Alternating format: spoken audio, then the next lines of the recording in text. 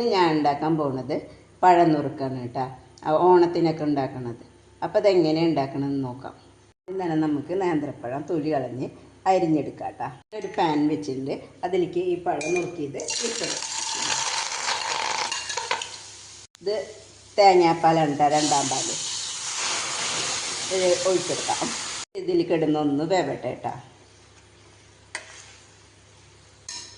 ഇത് വെന്ത് വരുന്ന സമയത്ത് നമുക്ക് ഇതിലേക്ക് ശർക്കര പാനി ഇത് അരിച്ചെടുത്തുള്ളതാണ് കേട്ടോ ഒഴിച്ചോളൂ. ഇതിലൊന്ന് കിടന്ന് നന്നായി ഒന്ന് വേവട്ടെ കേട്ടോ.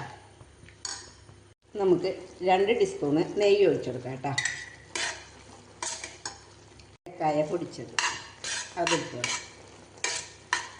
ഇതൊന്ന് നന്നായി വറ്റി വരട്ടെ കേട്ടോ. ഇതൊക്കെ ഒന്ന് വറ്റി വരുന്ന സമയത്ത് നമുക്ക് 1-ാം പാല് കുറച്ച് ഒഴിച്ചെടുക്കാം കേട്ടോ.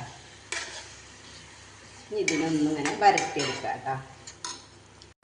പഴനുറുക്ക് ഇവിടെ റെഡി ആയിട്ടുണ്ട് കേട്ടോ. തീ ഓഫാക്കാം. പിന്നെ എൻ്റെ ചാനൽ ആദ്യമായിട്ട് കാണുന്നവരുണ്ടെങ്കിൽ ലൈക്ക് ചെയ്യുക, ഷെയർ ചെയ്യുക, സബ്സ്ക്രൈബ് ചെയ്യുക കേട്ടോ. അപ്പം പപ്പടം കൂടി കഴിക്കണമെന്നാണ് കേട്ടോ കൂടുതൽ ടേസ്റ്റ് കിട്ടുക. അപ്പം എല്ലാവരും ഇത് ഉണ്ടാക്കി നോക്കുക കേട്ടോ.